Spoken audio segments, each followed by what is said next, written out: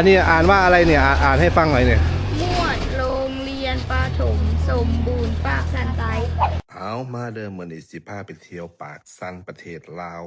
ห่างบ่ได้พาไปเที่ยวหม่องอื่นหม่องไกลดอกพามาเบิ่งโรงเรียนเด็กหน่อยอยู่ทางนี่เขาเรียนกันจังใดเขาอยู่กันจังใดมาสิพาไปเบิ่งอันนี้ก็เป็นไก่น้อยเด้อสิพาอาสาย่างเบิ่งโรงเรียนอันดับแรกก็เข้ามาเบิ่งห้องเรียนก่อนเอาคุณครูกำลังสิพักกลางวันกำลังสินอนเว้นก็แวะมาทักทายเพิ่นแหน่จักหน่อยก่อนสิไปเบิ่งโรงเรียนในบริเวณรอบๆอันนี้ก็หัวหน้าแจ้งเพิ่นเด้นี่เพิ่นเห็นคนแปลกหน้าถือกล้องมาถ่ายเพิ่นว่ามาไปเบิ่งห้องข่อยสิพาไปเบิ่งป .2 อันนี้เป็นห้องป .2 บ่ลูกไหนใครผู้ใดอยู่ป .2 แน่ผู้ใดอยู่ป .2 ผู้ใดอยู่ห้องนี้เบิ่งป .2 เสร็จแล้วก็มาเบิ่งห้องต่อกันห้องป .3 บรรยากาศก็สิเป็นเงียบๆแน่จักหน่อยเพราะว่านักเรียนออกไปกินข้าวอยู่บ้านอยู่โรงเรียนบ่มีอาหารกลางวัน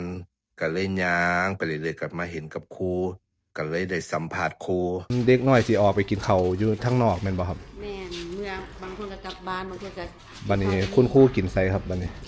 มื้อนี้พัก พอ อยู่เรียนพอมากินบ่แม่นคุณครูเป็นคนบ้านใดครับอยู่แถวนี้แหละอยู่ปากซันก็สอนอยู่นี่แม่นบ่ครับ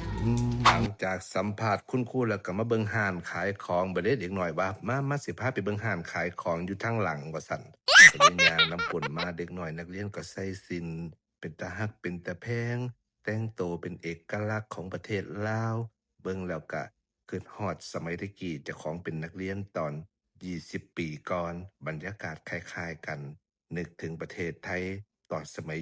20-30 ปีที่แล้วคือกันแฮงกับบรรยากาศนี้คิดฮอดความเก่าความหลังสมัยเจ้าของเป็นเด็กน้อยซั่นดอกว่า